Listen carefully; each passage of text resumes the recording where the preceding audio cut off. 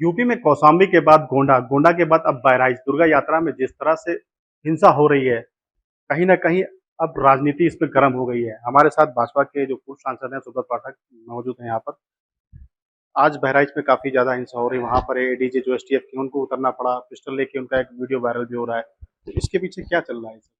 देखो ये बहुत दुखद है और जिस प्रकार से अभी आपने देखा होगा कि बांग्लादेश में क्या हुआ कि वहां पर दुर्गा पंडाल लगाने के लिए जिस प्रकार से लाखों टके मांगे गए, लाखों रुपया मांगे गए, 10 लाख रुपया, 20 लाख रुपया, और अगर नहीं करोगे तो नहीं होने देंगे। और फिर आए दिन आप देखते थे कि पाकिस्तान में कोई भी धार्मिक कार्यक्रम हो ही नहीं पाते थे, इसीलिए क्या होगा तो हमला होगा।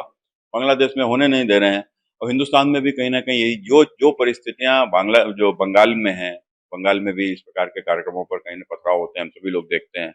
आपने देखा होगा कि रामनवमी की यात्राएं निकलती हैं, उनमें कई राज्यों में पथराव होते हैं। और ये उत्तर प्रदेश में भी अब जो जिस प्रकार से ये जो हुआ है, कुल मिलाकर उत्तर प्रदेश की तो यह हालात ही थे। जब समाजवादी पार्टी की सरकार थी तो आए दिन रोज दंगा होते थे, कोई भी हिंदू कार्यक्रम हो ही नहीं पाता था, धार्मिक कार्यक्रम।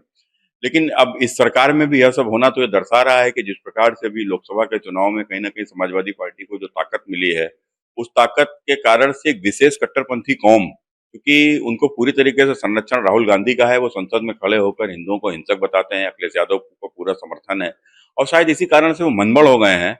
और उनकी जो ये जो उनके मन में है, वो अब सब स्पष्ट रूप से सामने आ रहा है और इसीलिए शायद ये लोग हमले कर रहे हैं। कुल मिलाकर मैं समझ नहीं पाता हूँ कि ना तो मैंने कभी नहीं देखा कभी किसी मुस्लिम के ताजिया के ऊपर हमला हुआ हो, कोई हिंदुओं ने कर दिया हो, किसी भी मुस्लिमों के कोई कार्यक्रम में, कोई उर्स में कहीं कोई हमला हिंदुओं ने कर दिया हो। मैंने तो आज तक नहीं सुना कि कभी किसी मस्जिद में कोई हिंदू ने हमला किया हो। तो उसके बाद हिंदुओं के धार्मिक कार्यक्रमों में हमले होना आखिर क्या दर्शाता है? तो मैं समझता हूँ कि इतनी कठोर कार्रवाई इनके ऊपर होगी जिस प्रकार से उत्तर प्रदेश के मुख्यमंत्री जी ने जो निर्देश दिए हैं, तो भूल गए हैं कि उत्तर प्रदेश का मुख्यमंत्री कौन है, उत्तर प्रदेश में सरकार किसकी 10 10 विधानसभा में चुनाव भी अभी होने हैं। कहीं न कहीं उसको लेकर तो ये नहीं है इस तरह की डसे जाएँ। है।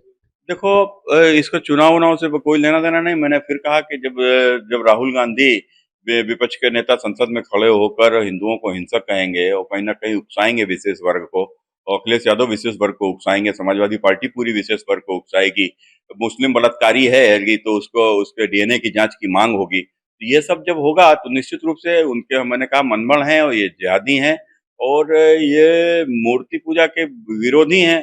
तो कुल मिलाकर ये कट्टरपंथी, खासकर ये मदरसा छाप जो लोग हैं, इनके लिए बहुत आवश्यक है कठोर कार्रवाई इनके ऊपर। अभी कन्नौज में जो कांग्रेस के प्रदेश अध्यक्ष हैं, अजय राय भी यहाँ पर आए थे। उन्होंने एक स्टेटमेंट दिया है कि जो बहराइच पे बवाल हो रहा है, उसके पीछे बीजेपी का हाथ है।